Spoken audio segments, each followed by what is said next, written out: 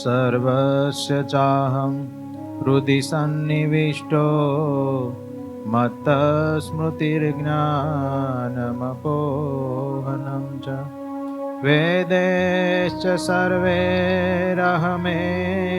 વેદ્યો વેદાંતકૃત વેદવિદેવ ચાહં. ઓમ શ્રી સ્વામિનારાયણાય નમો નમઃ. ઓમ શ્રી હરિકૃષ્ણાય ઘનશ્યામાય નમો નમઃ. ઓમ શ્રી સહજાનંદ સ્વામિને નમો નમઃ. ઓમ શ્રી પૂર્ણ પુરુષોત્તમાય નમો નમઃ. બોલો સ્વામિનારાયણ ભગવાનની જય. વાલા યુવાનો, આજે મંગળવારની યુવા સભામાં વાલા વાલા આપણા મંદિરમાં બિરાજમાન સ્વામિનારાયણ ભગવાન, પૂજ્ય સંતો, આપ સર્વે યુવાનો, સર્વેને ભાવથી જય સ્વામિનારાયણ. આપણે હમણાં દર મંગળવારે એક વિષય ઉપર થોડી ચર્ચાઓ કરીએ છીએ પરેશભાઈ. તો ગયા મંગળવારે તો આપણે નહોતું થયું, અમે કંઈક બહાર હતા. એના આગલા મંગળવારે આપણે વિષય ચાલતો હતો, કોને યાદ છે? થોડુંક પહેલાં તાજું કરી લઈએ, લિંક હાંધો મેળવી લઈએ ને. હા, જય સોમનાથ. જય સોમનાથ. સ્પર્ધા વગરનો સહકાર. હા, ને ઝીણાભાઈએ કમળસિંહભાઈની સેવા કરી અને જ્યારે ઝીણાભાઈનો અંતકાળ આવ્યો ત્યારે ભગવાન પોતે આવીને એને ધામમાં લઈ ગયા અને પોતે જ નનામી ઉપાડી. બરાબર, સરસ. એ આપણા ટોપિકનો અંદરનો જે છેલ્લો ટોપિક હતો એ તમે કીધો, પણ મેઇન ટોપિક આપણે કયો ચાલે છે? સૌના હૃદય પર રાજ કરવાની કળા, એવું નામ આપ્યું. કહેવાનું કે બીજાના દિલમાં આપણું સ્થાન થાય એના માટે આપણામાં કેવા ગુણો હોવા જોઈએ, આપણું જીવન કેવું હોવું જોઈએ, એ ટોપિક ઉપર આપણે હમણાં છેલ્લા 3 મંગળવારથી 3 સભાઓથી આપણે લઈએ છીએ. અને એક બે પોઈન્ટ આપણે એના ઉપર થોડી ચર્ચાઓ કરીએ, અરસપરસ પણ ચર્ચાઓ કરીએ, આપણા જીવનમાં ઉતારવા માટેના પ્રયત્નો કરીએ. તો એ ટોપિક ઉપર મેઇન છે કે બીજાના દિલમાં આપણી સ્વીકૃતિ કેવી રીતે થાય, આપણે બીજાને સ્વીકાર્ય કેવી રીતે બની શકીએ, અને બીજાના દિલમાં આપણે કેવી રીતે રાજ કરી શકીએ. એવું આપણું જીવન હોય તો કરી શકીએ. એમાં આપણને બહુ ફાયદો, એમાં આપણને મજા. એવું જીવન જે આપણું હોય ને એ જીવવાની બહુ મજા આવે. એ એક બહુ સારું જીવન કહેવાય. આપણે એ ટોપિક ઉપર ચાલી રહ્યા છીએ. એમાં મેઇન અમુક ટોપિકો જે આવ્યા એમાં આપણે દર વખતે થોડું તાજું કરી લઈએ છીએ. પહેલી જ આપણે ટિપ્સ હતી, એમાં પહેલો મુદ્દો હતો સરળ પ્રસ્તુતિ. આપણે આપણા જીવનને કેટલું સરળપણે બીજાની સમક્ષ પ્રસ્તુત કરી શકીએ છીએ એટલે આ બીજાના દિલમાં સ્થાન પામી શકીએ, બીજાના દિલમાં આપણું સ્થાન થઈ શકે. એક પોઈન્ટ એ હતો આપણી સરળ પ્રસ્તુતિ. કોઈ પણની પાસે આપણે સરળપણે તરત જોજો, અમુક મોટા માણસો હોય ને તો પણ એ મોટા એટલે જ થયા હોય, તમે જોજો. નાના માણસ પાસે જવું, એની સાથે બોલવું, એની સાથે વાતચીત કરવી. નરેન્દ્ર મોદી જેવા કોઈક મોટા હોય ને, આમ જોજો તમે રસ્તા પર ચાલ્યા જતા હોય ને કોઈકને ખબર પડે કે કોઈક બિચારો બહુ ખરેખર લાગણીવાળો છે ને ભાવવાળો, એના ઘણી વખત તો પ્રોટોકોલ તોડીને જતા રહે અને ઓલાનો ભાવ સ્વીકારી લે. એ અહીંની સરળ પ્રસ્તુતિ કહેવાય. ઓલા લોકોને એને પ્રત્યે આમ બહુ વજન ન લાગે અને એ આમને મજા આવે અને સામેની વ્યક્તિને આના પ્રત્યે બહુ ભાવ વધી જાય, અરસપરસ ભાવ વધે. આપણે એ બહુ મોટી વાત જવા દો, આપણે જ્યાં ઘરમાં રહીએ છીએ, તમે ઘરમાં ત્યાં રહ્યો છો 5 સભ્યોના પરિવારમાં, ત્યાં તમારું જીવન કે આપણું જીવન એવું રાખીએ આપણે કે આપણી સાથે હળી મળી શકે, આપણી સાથે વાત કરી શકે. આપણું એટલું સરળ જ જીવન હોય, આપણી પ્રસ્તુતિ એની પાસે સરળ હોય. આમ તમારો છોકરો તમને પૂછવા આવે ને તમે સીધું સરળ વડકું જ કરો તો એ તમારી સરળ પ્રસ્તુતિ નથી, એ તમારી પાસે નહીં આવે. હવે એને કંઈક મુશ્કેલી પ્રશ્ન આવશે ને એ કંઈક બીજે જશે, કોઈક બીજાને પૂછે. અથવા તો નહીં પૂછવા જેવા વ્યક્તિને જઈને પૂછે ને એ કંઈક ઊંધા રસ્તે ચડાવશે. સમજાણું? આ એની નુકસાની થાય. પણ જો આપણી પ્રસ્તુતિ સરળ હોય, એની પાસે એ સહજ આપણી સાથે વાતચીત કરી શકે, હળી મળી શકે, અને કાંઈક એને મુશ્કેલી હોય, મૂંઝવણ હોય તો કહી શકે. અરસપરસ તમે ઘરના બે માણસો, તમે સભ્યો, એ પણ એકાબીજાને તમે એવી રીતે રાખી શકો, કહી શકો.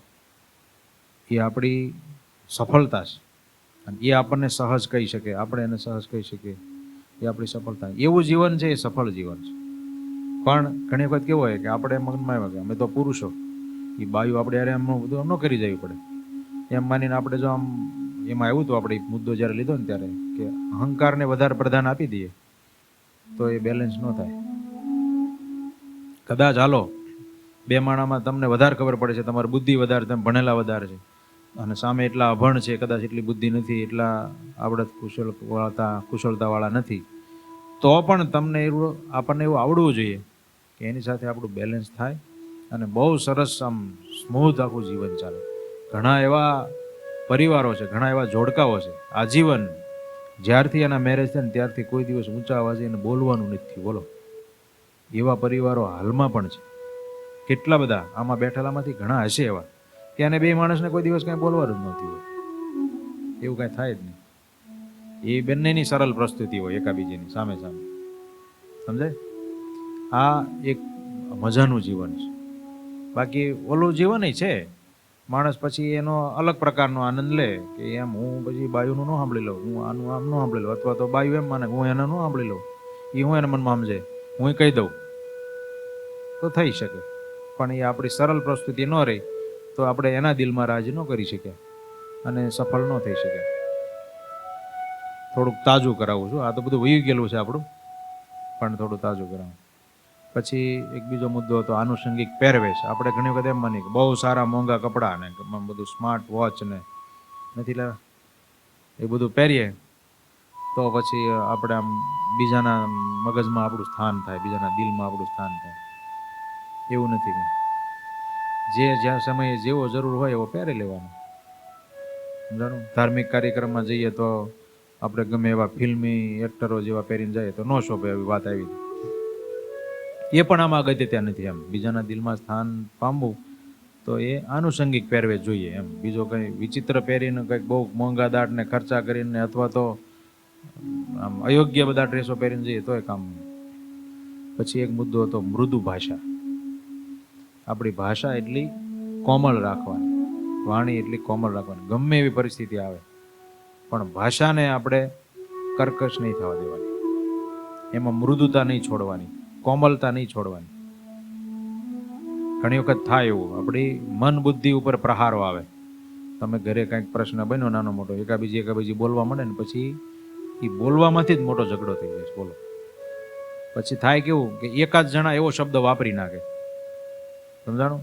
પછી સામેની વ્યક્તિ એનાથી થોડોક વધારે કિંમતી શબ્દ, મોટો ભારે મોંઘો, એનાથી મોંઘો શબ્દ વાપરે, ઓલા એનાથી મોંઘો લઈ આવે. સમજાણું? આમાં જ કંઈક પૈસા બેહતા નથી, મફતમાં મળે છે બધા શબ્દો, પણ એ બહુ મોટો ખર્ચો થઈ રહ્યો છે. સમજવાનું? સમજાણું? આપણી આવક કરતાં પણ મોટો ખર્ચો થઈ રહ્યો છે. એવો ખર્ચો નહીં કરવાનો. હા, ભલે આપણી પાસે આપણા ગોડાઉનમાં બધા શબ્દો પડ્યા છે પણ નહીં વાપરવાના, હળી જવા દેવાના.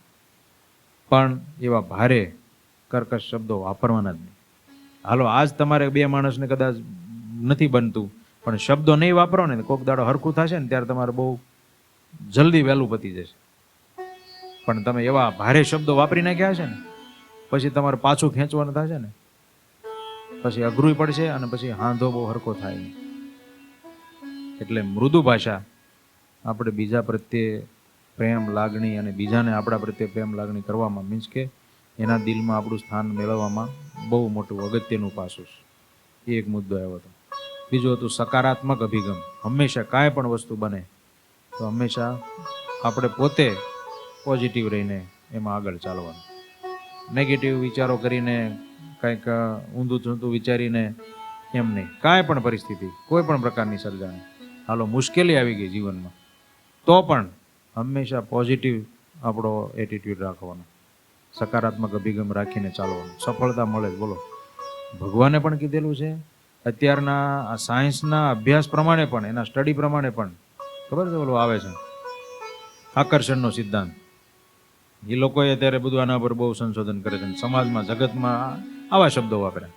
ભગવાને આપણને આમ કીધું, પણ એ લોકોએ વિચારે છે અને કહે છે કે તમે હંમેશા તમારા પ્રત્યે હંમેશા બધું સારું જ થશે, સારું જ થવાનું છે, મારી સાથે સારું જ થઈ રહ્યું છે, બધું સરસ જ થઈ રહ્યું છે એમ વિચારો.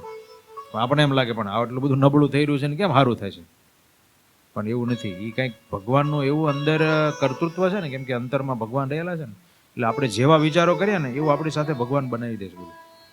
આપણે એક દાખલો ત્યારે આપ્યો હતો કે ઓલા રાજાનો ને ઓલા બાર ચંદનના લાકડા વેચવાવાળો માણસ બેનો પ્રસંગ. રોજ રાજા જાય ને કે આ લાકડા વેચવા બેઠો છે, ચંદન કોણ લેવાનું, આ મરી જાય સારું, આમાં શું જીવવાનું? એટલે ઓલાને રાજા પ્રત્યે વિચાર થવા માંડ્યા કે આ રાજા મરે જ મારા લાકડા વેચાય. એકાબીજી પ્રત્યે બેન એવું થયું. પછી જ્યારે આને દાંતણની જરૂર પડી ત્યારે દાંતણ લાવવા માંડ્યો ત્યારે રાજાએ વિચાર્યું કે આ રોજ દાંતણ લાવે છે 100 વર્ષ જીવે સારું. એટલે પછી ઓલા માણસને થવા માંડ્યું કે રાજા 100 વર્ષ જીવે સારું કે રોજ દાંતણ તો મારું જાય. જોયું તમે? આવું છે. આ પોઝિટિવિટી થઈ અને ઓલામાં નેગેટિવિટી થઈ.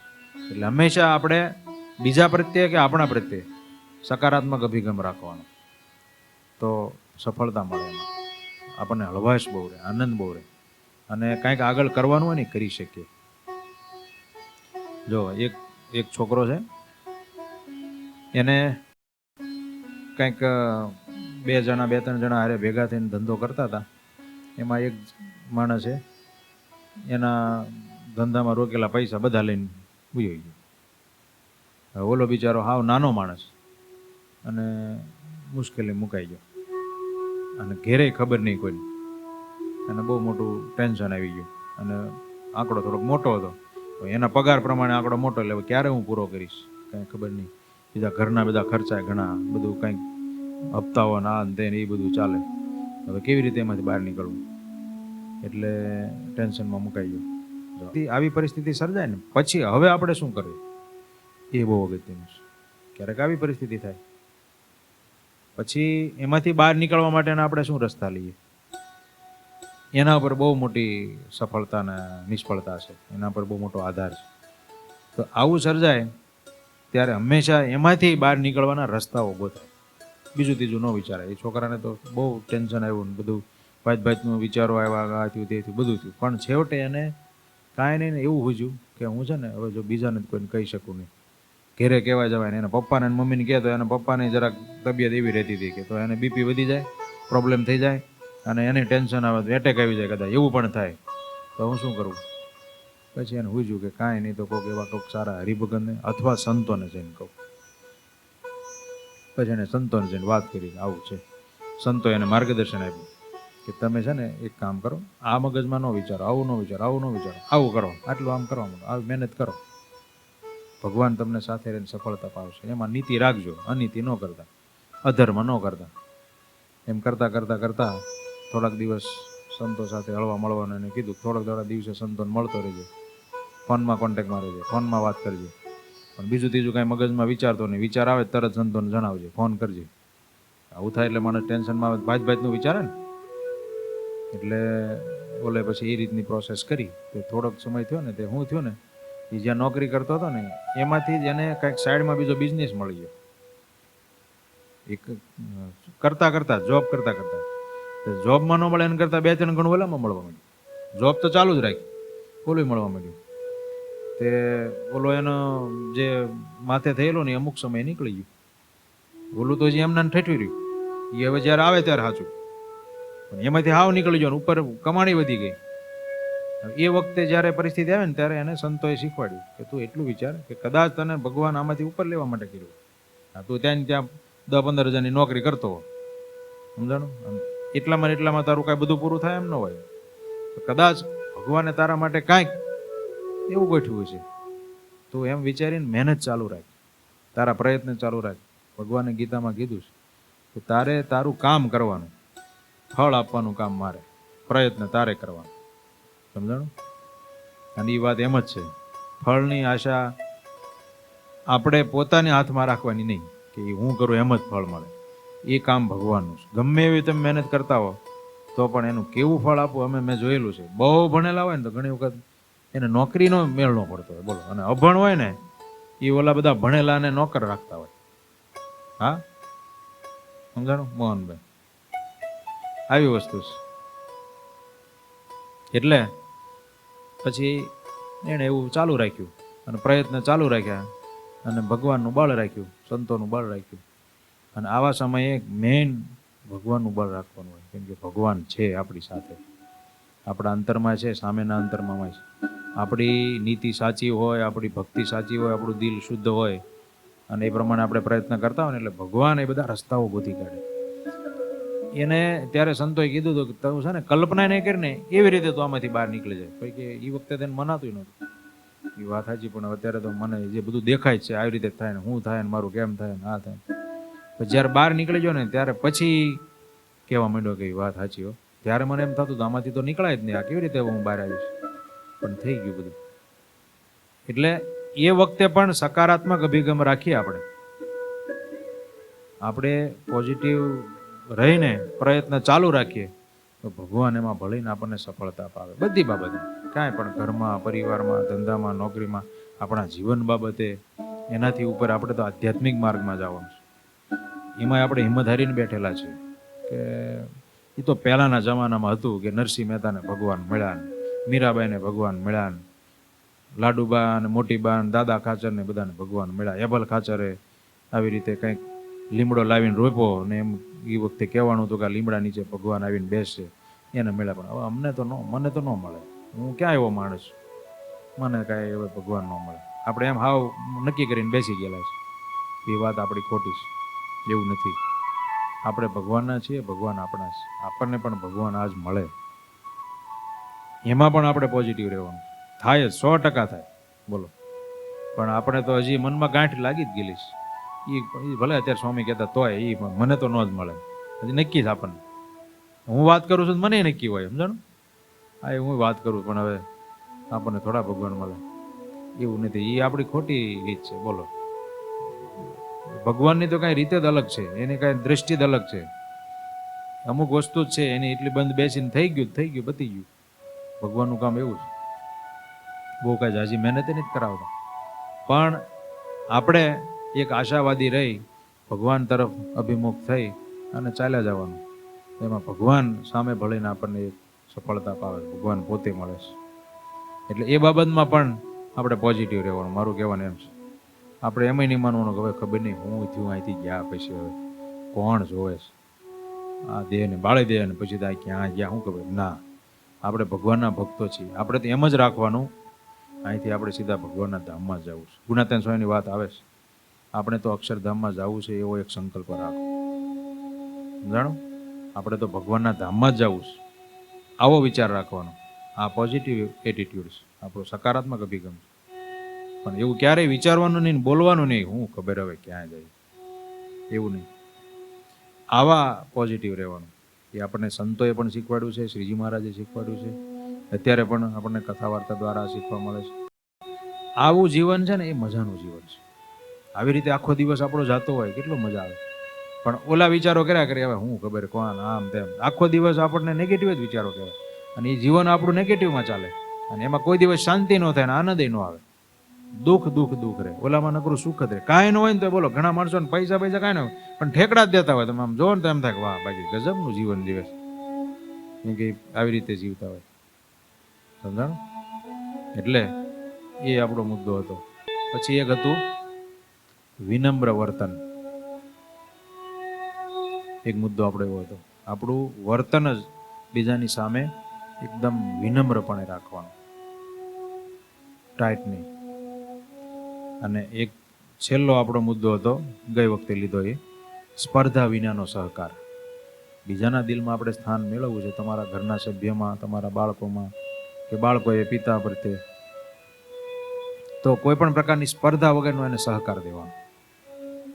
સહકાર આપવા માંડીએ તો એના દિલમાં આપણું સ્થાન થાય જ. અને એવું સરસ મજાનું વાતાવરણ બને, અરસપરસ આખા ઘરના સભ્યો બધા જ, જેટલા સભ્યો હોય બધા જ એકાબીજીને મદદ કરવામાં પ્રયત્નશીલ હોય. તો આપણે ખબર છે કે આમાં ઘણા અમુક ભણતા હતા ને પહેલાં એક પાઠ આવતો હતો રાજુ કુવાને ને એને કદાચ આવતો હોય તો, કદાચ અમારા આવડા હિતાભાઈને આવતો હોય કે ઓલા દેવોનું ને દાનવોનું કંઈક આવતું હતું. પછી કે આપણે હાથ સીધા રાખવાના અને વાળવાના નહીં અને ખાવાનું, હાલો કેવી રીતે ખાવાનું ખબર એ કંઈક આવતું હતું. પછી એવું કહેવાય છે કે દેવોએ વિચાર્યું કે આપણે છે ને આપણે વાળવાના નહીં, આપણા મોઢામાં ન જાય પણ સામેના મોઢાનામાં જાય જ ને, એટલે આમ કોળિયો લેવાનો અને સામે આપવાનો. વાળવાની કાંઈ જરૂર પડી રવિભાઈ? આમ આપવાનું. તો સામે વાળાએ વિચાર્યું કે એ મને આપે છે તો મારે હર્ષદીપ મારે સામે આપવાનું આપણે જેનિલભાઈને. તો જેનિલભાઈને હર્ષદીપ આપવા માંડ્યો. આમ આમી થઈ ગયું, પતી ગયું. અને ઓલા લોકો તો આમ કરતા રહ્યા તો કાંઈ એમના ભૂખ્યા મર્યા. જોયું તમે? આ સહકાર કહેવાય. સામેનાને આપો એ આપણને મળે, બહુ મોટો ફાયદો છે. આટલા મુદ્દાઓ આપણે ચર્ચા હતા, થોડાક આજ આપણે તાજા કર્યા. હવે આગળનો એક મુદ્દો છે થોડોક સમજણ ઉપરનો, સજાગતા અને જ્ઞાન. બીજાના દિલમાં આપણે સ્થાન મેળવવું હોય થોડીક સજાગતા જોઈએ અને જે તે વિષયોનું થોડું જ્ઞાન જોઈએ. કાંઈ પણ વસ્તુ આપણે કરવા ઈચ્છતા હોઈએ, સમજાણું, કોઈ પણ બાબત માટે, તો એનું આપણે કેટલું જ્ઞાન ધરાવીએ છીએ એના પર આધાર રાખે. તમે ઓફિસ કરો હીરાની, સમજાણું, તો એ બાબતમાં તમને કાંઈક તો જ્ઞાન હોવું જોઈએ ને. સીધા જઈને ટેબલ ઉપર બે જાઓ કે હાલો બોલો, મને કદાચ તમે આપો પડી ગયા, આપણે કાંઈ ખબર ન પડે. આપણે હાચા છે ખોટા શું ખબર? હાચા છે ખોટા છે એ ખબર પડવી પડે ને. કોઈ કાચના ભટકાડી જાય એવાય આવતા હોય. અને અત્યારે ઓલું રિયલ ને કેવું ડી 3D સીવીડી આવે ને રિયલ આવે ને એમાંય પાછા બધા પ્રકારો કેટલા આવે. આજ બધું બતાવતા તમને રવિભાઈ એની ઓફિસે લઈ ગયા હતા કે આવું આવે ને આવું, આમ કટિંગ થાય ને આમ કટિંગ થાય ને. હવે આપણને ખબર ન હોય તો આપણે શું થાય, કોઈક છેતરી જાય. એ બાબતનું નોલેજ જોઈએ. એ તો ધંધાની વાત છે, પણ જેની સાથે કામ કરવાનું છે ઘણી વખત આવું થાય. તમે જોજો, નીચેના માણસો હોય ને એને બધી ખબર પડતી હોય અને ઉપર લેવલે મેનેજર લેવલે બેઠો હોય ને એને કદાચ ન ખબર પડતી હોય. તો નીચેના માણસોમાં એ લોકપ્રિય ન બની શકે કેમ કે એને પૂરું નોલેજ ન હોય. એટલે પૂરું નોલેજ પણ જોઈએ, એનું જ્ઞાન જોઈએ. અથવા ઉપર લેવલના માણસને બધી ખબર પડતી હોય, નીચેનાને બધી ન ખબર પડતી હોય, એના કામ માટેનું હોય તોય ઓલાના દિલમાં એનું સ્થાન ન થઈ શકે. એવું તમારા ઘરમાં સભ્યોમાં પણ થાય. અમુક બાબતોમાં અમુક પ્રકારનું નોલેજ જોઈએ. તમે પરિવાર લઈને બેઠા છો તો પરિવાર કેમ ચલાવો ને એનું નોલેજ જોઈએ. એટલે બોલો, હવે ન આવડતું હોય ને તો તમે ઘરના સભ્યોમાં બધાને આમ વ્યવસ્થિત રાખી પણ ન શકો, બધાના દિલમાં તમે સ્થાન ન પામી શકો, બધાને તમારા થકી કોઈ આનંદ ન થાય. આવડે જ જોઈએ. એ એક કળા કુશળતા છે, સમજાણું? એટલે તો બધાના દિલમાં આપણું સ્થાન થઈ શકે. અને અમુક પ્રકારની સજાગતા જોઈએ. જે સમય જેવું વાતાવરણ એ પ્રમાણે થોડુંક અપડેટ થતાં આપણને આવડવું જોઈએ. પછી અમુક પ્રકારે આપણે નક્કી કરીને બેસી ગયા અને રૂઢિચુસ્ત પ્રમાણે જીવીએ તો પણ પછી આપણને છે ને તમારા છોકરાઓ તમને આઉટડેટ ગણે, પછી એમાં તમે આગળ ન વધી શકો. એ સમય પ્રમાણે પણ થોડુંક સજાગતા રાખી અને તમારે અપડેટ થતા રહેવું પડે. અપડેટ થતા રહીએ તો એના દિલમાં સ્થાન કરી શકીએ. નહીંતર કેવું થાય કે હવે અત્યારે તમે એમ કહો કે અમે તો બધા લગ્ન કરવા ગયા હતા, ગાડા જોડીને જ ગયા હતા, તમે હેડો અત્યારે મોટી મોટી કારની બસોની વાતો કરો છો, ગાડા લઈને જાઓ. હવે હાલે? એ પછી અપડેટ થવું જ પડે. હવે એ બસો લઈને જવું જ પડે ને ગાડીઓ લઈને જવું જ પડે. એ વસ્તુ એમ પકડીને ન રખાય. એટલે એમાં થોડા અપડેટ થતા રહેવું પડે, સમજાણું?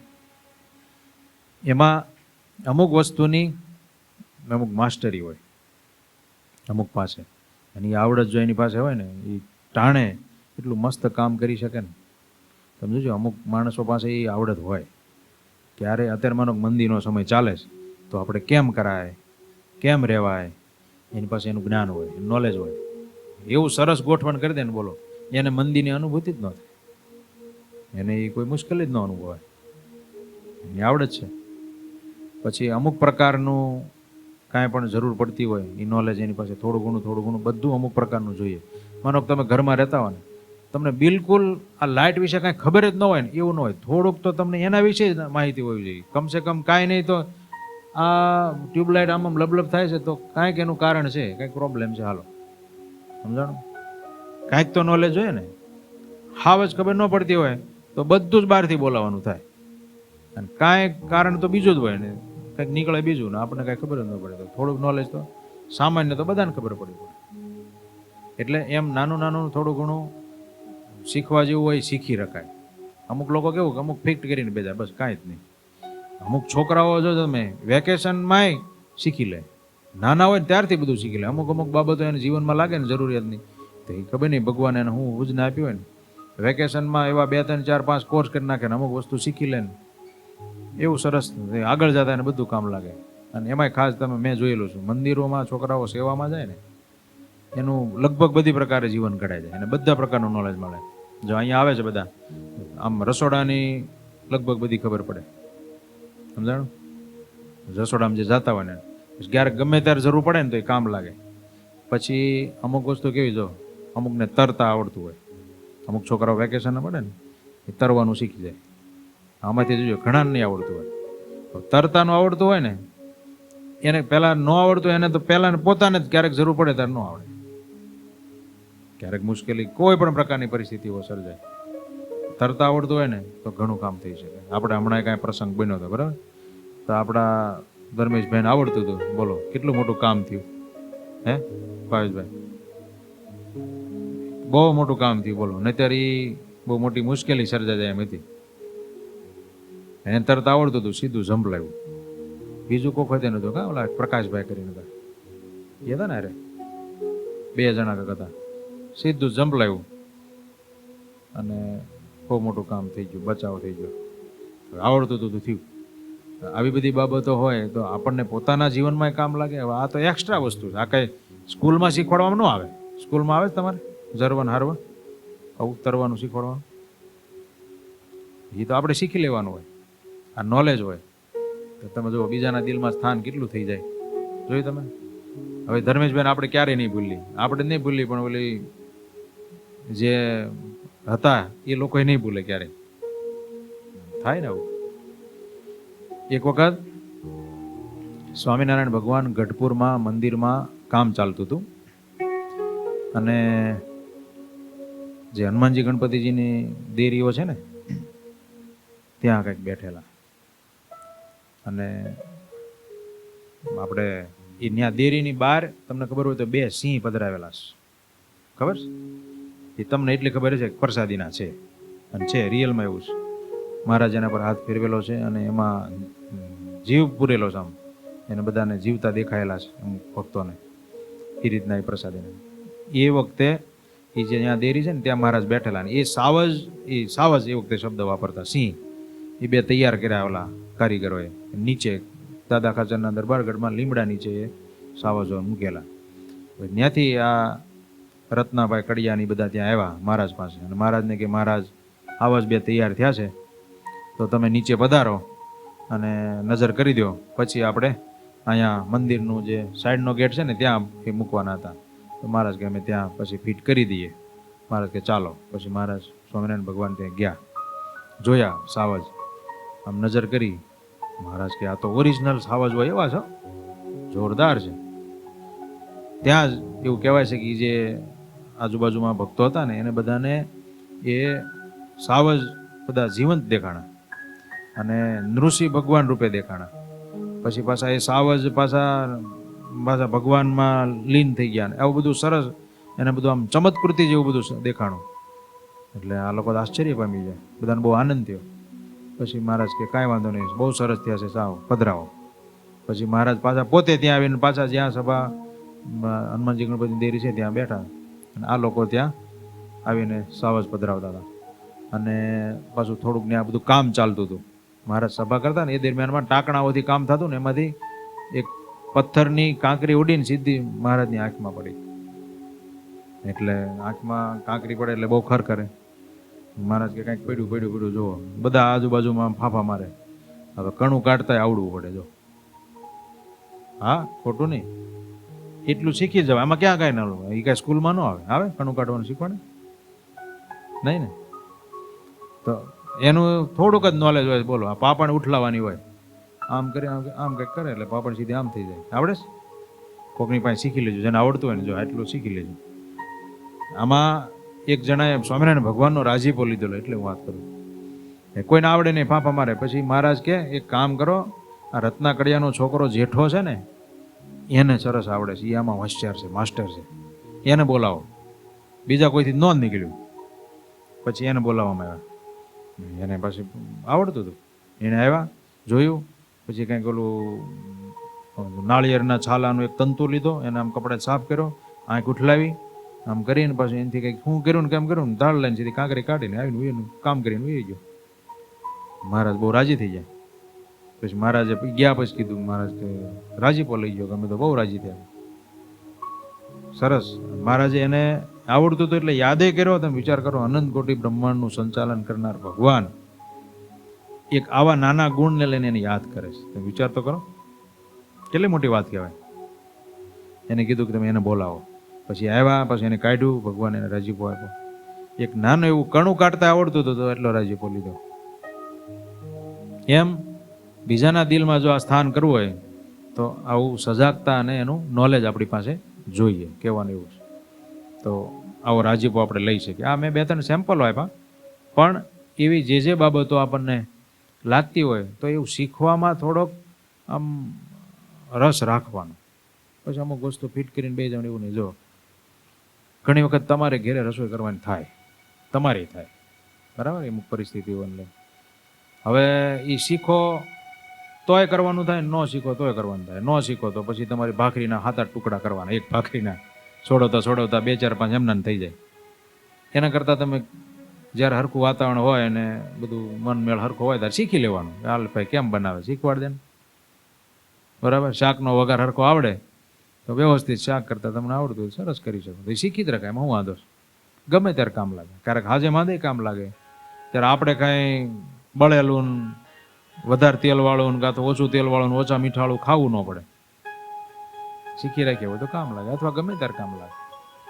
આ તો એક આપું છું એવું, જે બાબતો આપણને લાગતી હોય જીવનમાં, આ એક્સ્ટ્રા હોય બધું. આ કોઈ સ્કૂલમાં કે એના કોઈ ક્લાસ કરીને કરવાનું ન હોય, આપણે શીખી રાખવાનું. આપણને પોતાને કામ લાગે અને બીજાને પ્રત્યે આપણને મદદરૂપ થવામાં કામ લાગે, એના દિલમાં આપણું સ્થાન થાય. આ વસ્તુ એવી છે. પછી એક મુદ્દો આગળનો છે, ક્ષમાશીલતા અપનાવવી. બીજાના દિલમાં સ્થાન પામવું હોય, આપણો સ્વભાવ એવો હોવો જોઈએ કે બીજાને આપણે ક્ષમા આપી શકતા હોવા જોઈએ. બહુ મોટો ગુણ છે. અને એ લગભગ આમ કાંઈ કર્યા વગર એના દિલમાં આપણું સ્થાન થઈ શકે છે. કેમ કે કોઈ પણ માણસ માત્ર ભૂલને પાત્ર. એટલે કે માણસ હોય એનાથી ભૂલ થાય જ, કાંઈક ને નાની મોટી થઈ જાય. ભૂલ વગર તો કાંઈ હાવ આપણે ભગવાન નથી કે આપણી ભૂલ ક્યારેય ન થાય. માણસ છીએ, આપણે થાય એમ સામે નથી થાય. તો ભૂલ થાય તો એને આપણે ક્ષમા દેવી જોઈએ. કોઈ પણ પ્રકારની થાય, ગમે એ પ્રકારની થાય, આમાં તો કાંઈ એવું નથી. એને આપણે ક્ષમા આપી શકતા હોય. હા, હાવ કુપાત્ર જ હોય અને વારે વારે આપણે એ ભૂલ થતી હોય તો પછી એનું કંઈક બીજા રસ્તા કરીને કરાવવાનું થાય. પણ એવું નથી હોતું આપણા જીવનમાં. તો આપણે એકાદ વખત સહન જ નથી કરી શકતા હોતા. પણ જેટલા મોટા હોય એ તો 2 વખત, 5 વખત, 10 વખત પણ જતું કરી શકતા હોય. અને એને લઈને જ એવું સરસ વાતાવરણ સર્જાતું હોય. તમારા ઘરમાં માનો કે કોઈકથી ભૂલ થઈ, જાણો, તો એ માફ કરવાની આપણે ટેવ રાખવી. આપણું હૃદય એટલું મોટું રાખવું, જાણો. અને માફ કરવાની ટેવ જ આપણા હૃદયને મોટું બનાવે છે. એવી વાસ્તવિકતા છે. બહુ આપણે વિશાળ બની જઈએ અને તમારા પ્રત્યે માણસોને લાગણી વધી જાય, ભાવના વધી જાય, સમજાણું. તમારા ઘરના બધા સભ્યોને તમારા પ્રત્યે બહુ પ્રેમ ભાવ વધી જાય. 2 પ્રકારના ઓફિસરો મેં જોયેલા છે.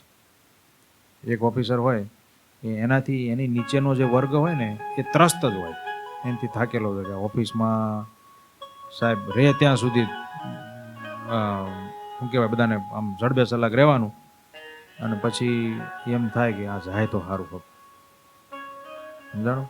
અને બીજા એક ઓફિસર એવા છે કે એ આવે એની રાહ જોવાતી હોય, સમજાણું. અમુક સ્કૂલોના ઘણી વખત ઓલા ટીચરોનું બદલી થાય ને તેના વિડીયો આવતા હોય, તમે જોજો, આખી સ્કૂલના છોકરા હિબકેર ચડ્યા હોય, બોલો. એને એમ જ થાય કે આ સર ન જાય સારું, સમજાણું મોહનભાઈ. અમુક બાળ મંડળના સંચાલકો એવા હોય, સમજાણું, મનહરભાઈ જેવા, એને માણસો વર્ષો સુધી ભૂલે નહીં, સમજાણું. એવું છે, એવા માણસો હોય છે, એ બીજાના દિલમાં સ્થાન પામી શકે એવું છે. એટલે અહીંયા આપણે એના ઉપર વાત કરી રહ્યા છીએ કે બીજાને નાની મોટી કંઈક ભૂલો થતી હોય એને આપણે ક્ષમા આપી દેવી. એ આપણી ઉદારતા છે ને, એ જ સામેને આપણા પ્રત્યે પ્રભાવિત કરે છે. ભૂલો તો થાય, પણ જતી કરવાની કળા છે ને એ બહુ મોટી છે. એ બધાથી નથી થતી, મોટા દિલના માણસથી થાય છે, વિશાળ દિલના માણસથી થાય. અને એ સામેનાની ભૂલને સુધારી શકે છે. ઘણી વખત એવું થાય, સામેનાની ભૂલ થતી હોય પણ આપણે લાગણી જ હોય, હાલો એક પ્રકારની, કે આવી ન કરવી જોઈએ ને ભૂલ એમ, પણ એ ભૂલ એમ નથી સુધરતી. હા, એક એની કળા હોય છે, એ જો આપણને આવડે, અને એક વાસ્તવિકતા એવી છે કે એવી એની રીત અપનાવી જોઈએ કે એ માણસ ભાંગી પણ ન પડે અને એની ભૂલ સુધરી જાય. એ સફળ સંચાલન કહેવાય. તમે ઘરમાં તમારા ઘરનું સંચાલન કરતા હો તો તમારા ઘરના કોઈ સભ્ય ભાંગી ન પડવો જોઈએ અને એ ભૂલમાંથી બહાર નીકળી જવો પડે, સમજાણું. એમ જો આવડે તો આપણું સફળ સંચાલન કહેવાય. નકર આપણને આવડ્યું નહીં અને એના દિલમાં આપણે સ્થાન ન મેળવી શક્યા અને એક રાખવામાં આપણે સફળ ન થઈ શક્યા, સમજાણું. એટલે આ એક બહુ મોટો ગુણ છે ક્ષમાશીલતાનો. ઘણી વખત આપણે એમાં થાપ ખાઈ જઈએ. એક રસ્તા ઉપર એક કાર અને એક બાઇક સામાસામી અથડાઈ ગયા. હવે બાઇક વાળો ગુસ્સે થવા માંડ્યો, કેમ કે મોટી ગાડી હોય એટલે સહજ નુકસાન આને જ થાય. ભાતનું ન બોલવાનું બોલવા માંડ્યો, હેઠો ઉતર્યો ને ઓલાને બહાર કાઢ્યો ને ઓલો ગાડીમાંથી બહાર આવ્યો. કીધું ઓલો બિચારો કહેતો હતો સોરી, હવે મેં કંઈ ચાઈને આપણે કોઈ કાંઈ કર્યું નથી, એકા બીજી ભૂલથી થઈ ગયું. આમ મોટા ભાગની ભૂલ તો પછી ગાડીવાળા ટુ વ્હીલ વાળાની જ હતી, તોય એ પાછા માથે ચડી બે, મોટી ગાડીવાળાનો વાંક આવે, એવું પાછો નિયમો હોય. ભાતનું બોલવા માંડ્યો ને ઉગ્ર થતા થતા થતા ઓલાને મારવા માંડ્યો, આમ છે ને તેમ છે ને કારવાળાને. ઓલો બિચારો લોહી લુહાણ થઈ ગયો. બોલો કે પ્લીઝ મને એટલું જ બોલતો હતો, મને તું જલ્દી જવા દે, મારે કામ છે, મારે અર્જન્ટ છે, તું મને જલ્દી જવા દે, મને અહીંથી છોડ. પણ ઓલો કાંઈ છોડે નહીં. એમાં ઘણી બધી રકજક થઈને માથાકૂટ થઈને ઓલો લોહી લુહાણ થઈ ગયો બિચારો કારવાળો. પબ્લિક ભેગું થઈ ગયું. પછી એણે છોડાવ્યો, એટલે તું હવે આને જતો કરીને. ઓલો કે જે થાય હું આપી દઈશ ભાઈ, મારે ઉતાવળ છે, તું મને અત્યારે તું જવા દે, હાલે તું આ મારું કાર્ડ, પણ હું તને એ કરવાય અત્યારે ઊભો નહીં રહી શકું, પ્લીઝ મને તું જલ્દી જવા દે. બાઇકવાળાએ પછી કાર્ડ લીધું એનું અને કારવાળો એના રસ્તે ગયો, બાઇકવાળો ચાલુ કરતો પણ એનું થાય એમ નહોતું, ભટકાણું તો પછી એ રિક્ષા કરીને ગયો. હવે એ બાઇકવાળો હતો, એના છોકરાનું ઓપરેશન હતું કોઈ હોસ્પિટલમાં, અને સીધી રિક્ષા ત્યાં લઈને અંદર ગયો. એની વાઈફ બહાર હતી, એને અરે કંઈક ચર્ચા કરી, શું થયું કેમ થયું. એ વાઈફ જરા ઢીલી હતી અને થોડુંક ઓપરેશન ભારે હતું, છોકરો બચે કે રહે કે જાય, પણ એની ટ્રીટમેન્ટ જો જલ્દી થાય તો કામ થઈ શકે એવું હતું. એટલે આ ભાઈ એના વાઈફને આશ્વાસન આપતો, હશે હવે એ બધું થશે, હમણાં ડૉક્ટર બધું કરે છે ને એટલે થઈ જાય છે, આમ તેમ કરતા ને ત્યાં અંદરથી સ્ટાફનો માણસ આવ્યો ને કીધું સોરી, અમે તમારા બાળકને બચાવી શક્યા નથી, તમારો બાળક હવે નથી આ પૃથ્વી ઉપર. એની માં તો રડવા માંડી, એટલે બાપને પણ દુઃખ થયું. બાપને પાછો ગુસ્સો આવ્યો કે આવું કેમ કે આમ તેમ. સીધું ઓપરેશન થિયેટરમાં પહોંચી ગયો. જ્યાં ગયો ને ત્યાં ઓલો ડૉક્ટર જે હતો ને એ બિચારો ત્યાં બેઠો બેઠો પાટાપિંડી કરાવતો હતો ને બોલ્યા કરતો હતો, બોલે ભાઈએ જો મને જવા દીધો હોત ને, જો ઓલે ભાઈએ મને છોડી દીધો હોત ને તો આ છોકરાનું બચાવી દઉં. એ ભાઈએ જો મને થોડી વાર રોક્યો ન હોત ને, મને રોકી લીધો એને, તો આ છોકરો અત્યારે હોત. આવું બોલતો બોલતો ડ્રેસિંગ કરાવતો હતો. અત્યારે એને બિચારે ડ્રેસિંગ કરવાનો ટાઈમ મળ્યો. ત્યાં ઓલો ભાઈ અંદર એન્ટર થયો, ત્યાં તો આ ડૉક્ટર જ આવું બોલતો હતો ને પાટાપિંડી કરાવતો હતો. હવે એણે આ સાંભળ્યું. હવે વિચારો હવે એને શું થાય? કેમ કે જેને મારતો હતો ને એ આ ડૉક્ટર હતો, અને જેનું ઓપરેશન થતું હતું એ આ ભાઈનો છોકરો હતો. જો ડૉક્ટરને એને વહેલા છોડી દીધો હોત તો ડૉક્ટર પહોંચી ગયો હોત તો એ ભાઈનો છોકરો બચી ગયો. હવે એણે ઓલાને ક્ષમા ન આપી, માફી ન આપી, એના ભોગમાં એનો છોકરો લેવાનો, એનો છોકરો ગયો. સમજાણું? આવું બનતું હોય છે. આપણે આપણા જીવનમાં ઘણી વખત આવું બનતું હોય છે. બીજા પ્રત્યે આપણે માફી ન આપતા હોય ને એનું નુકસાન આપણને થાય એવું છે. અને એ બહુ પ્રકારનું નુકસાન છે. એનું મગજમાં આપણને ભાર રહે, વજન રહે. પણ માફી આપી દો ને આપણે તરત હળવા થઈ જાય, બહુ હળવાશ અનુભવી. એક બહુ એનો મોટો આ ફાયદો છે આપણને બીજા પ્રત્યે. અને જો આપણું જીવન છે, જાણું માણસ છીએ, ઘડીકમાં આપણું હતું નહોતું થઈ જવાનું, હાવ આપણી રાખ થઈ જવાની. ખરેખર કાંઈ આપણી હારે આવવાનું નથી. સમજાણું? આમાં વચ્ચે હાથ બતાવી દો, હાલો જો આ આપણને કંઈક મળે ને તો ઓલું दम है तो बताओ इसमें कौन गोरा कौन काला है, कौन अमीर कौन गरीब है?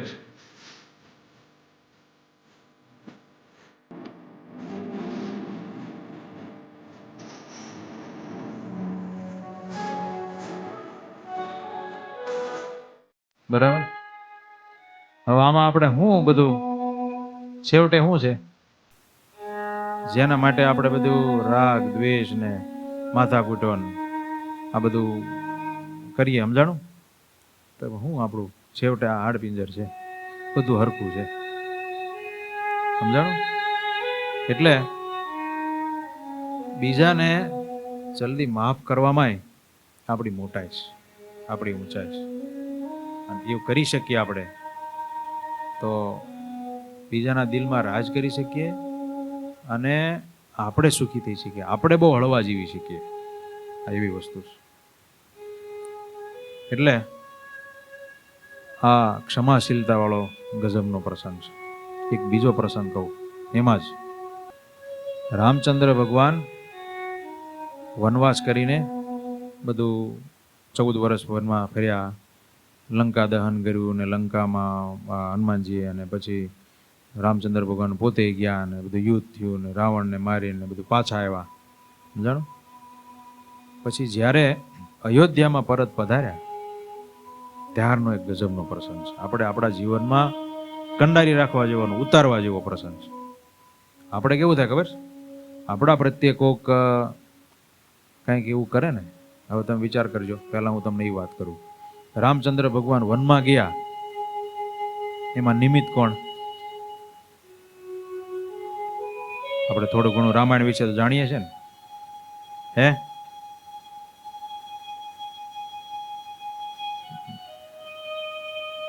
મેન હિતેશભાઈ બોલે છે. ના, તમે પહેલા કંઈક બીજું બોલતા. હા, કઈ મેન નિમિત્ત કઈ મંથરા હોત તો પણ કઈ એવું ન હોત ને તો કામ ન થાત. સમજાણું? મેન જે કરાવનાર, ભલે મંથરા એ ખાલી પોઈન્ટ આપ્યો, પણ કઈ માતા, બરાબર, કઈ માતા એમાં નિમિત્ત હતા. એણે દશરથ રાજાને એવું કીધું, જે કાંઈ વાત આપણે બધી જાણીએ છીએ સ્ટોરી, અને એને લઈને દશરથ રાજાને નિર્ણય લેવાનો થયો કે કાંઈ વાંધો નહીં, આવતીકાલે સવારે રાજગાદી રામચંદ્રને સોંપવાની હતી તો હવે ભરતને સોંપીશું અને રામ વનમાં જાય. બરાબર? આખો પ્રસંગ બન્યો. એટલે આખું જગત જાણતું હતું અને ત્યાં રાજમહેલમાં બધાને ખબર હતી, ખુદ રામચંદ્ર ભગવાનને પણ ખબર હતી કે માતા કઈને લઈને અમારે જવાનું થઈ રહ્યું છે. બરાબર? હવે જ્યારે પરત આવ્યા ને ત્યારે એવું કહેવાય છે કે રામચંદ્ર ભગવાન પોતે જ્યારે બધા સામે ઊભા હતા, કૌશલ્યાન, સુમિત્રાન, કૈકેયી, આ બધા જ પરિવારજનો સામે ઊભા હતા, એમાં ખાસ આ માતાઓ. એટલે પિતા તો ધામમાં જતા રહ્યા હતા, એટલે સૌથી પહેલા મોખરે હોય માતાઓ. એટલે ત્રણેય માતાઓ સામે લાઈનમાં ઉભેલા, તો પહેલા જઈને કઈને પગે લાગ્યા. સમજાય? આપણે હોય તો મોઢું ન જોઈએ, આપણા મનમાં કંઈક એના વિશે ભાતના વિચારો ચાલતા હોય કે એનું મોઢું જોવાની ઈચ્છા ન થાય, એમ 14 વર્ષ મને કાઢી મૂક્યો, એવું થાય ને. એ આખી આપણી રીત ભાઈ અલગ હોય. જ્યારે જેટલા જે મોટા, જેટલા જે મહાન, એની રીતે અલગ હોય. એટલે ભગવાન સૌથી મોટા, એના જેવા દયાળુ કોઈ નહીં. દયાળુમાં પહેલે નંબર, એમનો નંબર પહેલો. ક્ષમાશીલતામાં એમનો નંબર પહેલો. બધા ગુણમાં એમનો નંબર પહેલો. એટલે એટલું કરી શકે, પણ આપણે તેમાંથી શીખવાનું છે. ભગવાન પોતે પહેલા જ માતા કૈકેયીને પગે લાગ્યા. માતા કૈકેયી જરાક ક્ષોભ પામી ગયા, અને આંચકો લાગી ગયો કે હા હું અચાનક બની ગયું. કેમ કે એને અંદર ગમગીની હતી કે આને આવીને મારા પ્રત્યે દાજ જ થશે, મારા પ્રત્યે એને ભાવ થાય જ નહીં ને, કે મેં મોકલ્યો છે ને. હવે તો એને બધું સમજાઈ ગયું હતું, તો પણ રામચંદ્ર ભગવાને કીધું કે માં તમે ક્ષોભ ન પામતા. કેમ? તો કે તમે મને વનવાસ આપવામાં નિમિત્ત થયા, એ તો મારા પર બહુ મોટો ઉપકાર કર્યો છે. સમજાણું? મને એમાંથી બહુ બધું જાણવાનું, બહુ બધું શીખવાનું મળ્યું છે. આપણા શાસ્ત્રોમાં એના વિશે ઘણી બધી વાતો થયેલી છે. એને કીધું કે તાત સ્નેહો ભરત મહિમા પૌરુષમ વાયુ સુનો સખ્યમ ચાપી પ્લવગંધુપતે ક્વાપી સૌમિત્ર ભક્તિ. આ બધું મને જાણવા મળ્યું. સીતા સત્યમ મમ ભુજબલમ વૈરિણામ વૈર ભાવો જ્ઞાતમ સર્વમ તવ ચરણયોર માતરેશ પ્રસાદ. એટલે કે હે માતા, પિતાનો સ્નેહ કેવો હોય ને એ મને આમાંથી જાણવા મળ્યું.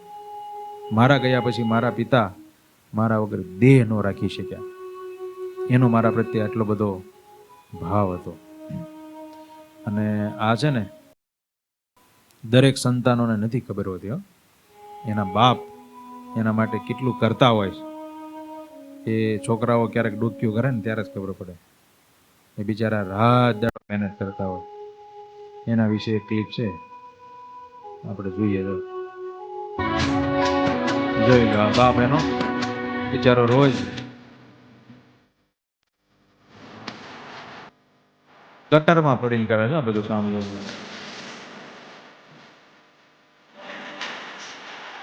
આ કોઈક ને કોઈક છોકરાના બાપ હશે ને.